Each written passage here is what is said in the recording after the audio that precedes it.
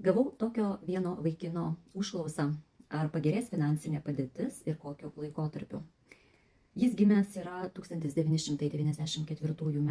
lapkričio 3 d. Parašė asmeniškai. Aš paklausiau, ar galiu paanalizuoti viešai. Jis sutiko. Tik žinutė jums visiems, kad nepradėkite man siųsti begalės žinučių su tokiomis analizėmis. Iš tikrųjų, tai reikalauja daug laiko, daug darbo ir mano paslaugos iš tiesų yra mokamos. Bet aš priėmiau šį iššūkį savo ir matyt neatsitiktinai, nes į šį klausimą galiu labai paprastai atsakyti, žvelgdama tiek astrologiškai, tiek numerologiškai. Tai kaip ir vieną kitą analizę galima padaryti ir naudingai galbūt visiems, kad pamatytumėte, kokiu principu aš dirbu. Taigi, šiam vaikinui 31 metai sukaks 2025 metais ir šių metų jo energija, prognozė būtų pagal 5 energiją, o gyvenimo kodas tai yra 325. Taigi pirminis klausimas, be abejonės aš turėčiau užduoti ir klausimus, ar eini savo keliu, ar vykdai savo programas, nes būtent už finansus atsako 5 energija, už savirealizaciją ir pinigus. Taigi, atitinka žiūrėkite ir metų energiją, kodėl būtent šiemet man toks aktualus finansų klausimas. Ir apie ką tai byloja? Kas gali blokuoti finansinį potencialą su 5 energija? Beje visiems, jeigu jūsų metų suma yra lygi 5, tai informacija ir jums. Tai pirmiausia, chaosas reikaluose, galvoje, mintise, jeigu yra neišspręstų klausimų. Štai kas labiausiai blokuoja finansinį potencialą.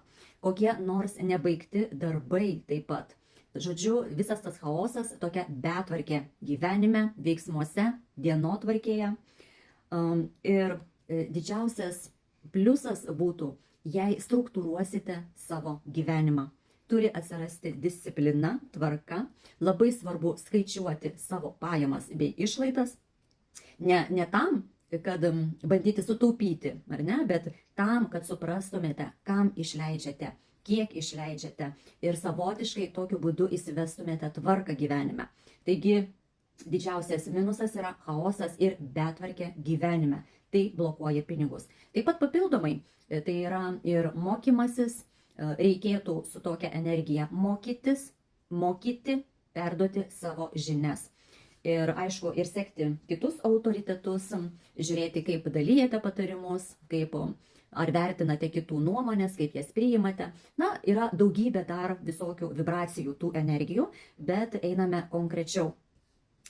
Taip, taigi dar, ką matau beje iš karto pagal klasikinę numerologiją, iš karto klausčiau, ar dirbi samdomą darbą ar ne. Nes su tokia data žmogus negali dirbti samdomo darbo. Jeigu jis, taigi, klausai turbūt, ar ne, jeigu dirbi samdomą darbą, tai tu turi užimti vis tiek direktoriaus vadovo pozicijas. Tai vadovauti bent jau grupiai kolektyvui. Arba dar geriau, tai yra vystyti savo verslą, turėti savo veiklą. Nes su tokiais skaičiais žmonės, apskritai ir pats iš prigimties, turėtum būti ir tvarkingas, ir stabilus, ir tiktų ir rutininę veiklą užsiimti, bet tikslas yra idėjas generuoti, būti nepriklausomam, kažką pradėti savo. Ir tai yra bet kokia profesija, bet aišku galima dar žiūrėti ir astrologiškai ir numerologiškai gilintis, jeigu žmogus dar vis savęs nėra atradęs, bet kokiu atveju tai yra direktorius, tai yra lyderis. Ir samdomo darbo dirbti nereikėtų. Tai vėlgi, jeigu dirbi samdomą, nemylimą darbą, tai taip pat blokuoja finansinį potencialą ir nesiseka piniguose. Dar yra santykių netgi paskirtyje, toks karminis mazgas, kuris byloja apie išbandymus susijusius su valdžia, pinigais, karjera arba šeima. Tai vėlgi gali liesti daugelį dalykų, kaip matome vis tiek išbandymai susiję su pinigais. Tai vadinasi, ir karminės patirtis ateina iš kažkur. Iš kur?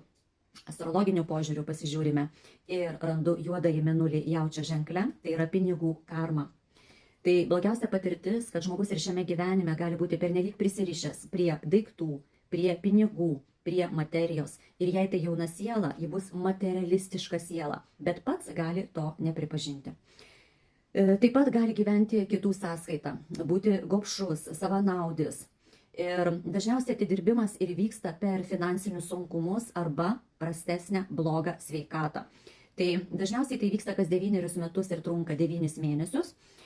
Yra tam tikri ciklai, bet pinigų tema bet kokiu atveju yra svarbi nuolat, nes didžiausia baimė tokio žmogaus yra likti be pinigų.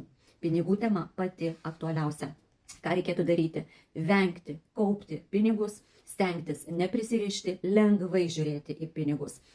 Kuo dažniau, jeigu yra dar net įsitikinimai, jeigu sakote, kad aš neturiu pinigų, man nesiseka su pinigais, tai taip ir bus toliau. Ta prasme, apie ką jūs kalbate, tai jūs ir pritraukite. Ir su tokiu aspektu iš tikrųjų žmonės būna arba milijonieriai, arba vargšai. Nes iš tikrųjų tai ir talentas, gebėjimas uždirbti pinigus. Tai klausimas, ar neišvaistomas veltui šis talentas. Taip, taigi ir beje daug yra planetų Skorpiono ženkle ir kylantis karminis mėnulio mazgas, tai yra gyvenimo užduotis, byloja apie tai, iš tikrųjų apie pačią sunkiausią, sudėtingiausią programų žmogui, kad reikia kurti verslą. Viskas ateina per sunkumus, per išbandymus, bet paskui ir didelės dovanos už tai. Ir kada pagerėti gali, tai dabar sunkiausias periodas yra Skorpiono ženklo žmonėms, kaip ir šis vaikinukas, būtent jo saulė yra Skorpione ir Venera retrogradinė, jau kuri rodo karminės skolas susijusias su finansais arba pinigais. Ir šitas toks sudėtingesnis periodas, kada daugiau pesimizmo, nepasitikėjimo savimi, kompleksų, baimių ir viso kito, ir ypač pakeliami karminiai šitie dalykai, tai truks iki 25 metų gruodžio 20 dienos. Tuo pačiu ir energetinis pakilimas arba nuosmukis šiai dienai yra nulinis, kai aukščiausias taškas yra 6, žemiausias 0. Taigi, bet kiekvienas 0 gali virsti 9 pačių aukščiausių taškų. Tai arba visko praradimas ir didžiulės nesėkmės, arba kaip tik didžiulė sėkmė, pakilimas ir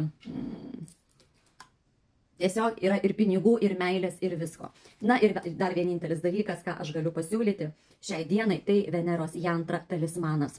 Tai būtent stiprinti meilės sritį ir pinigų sritį.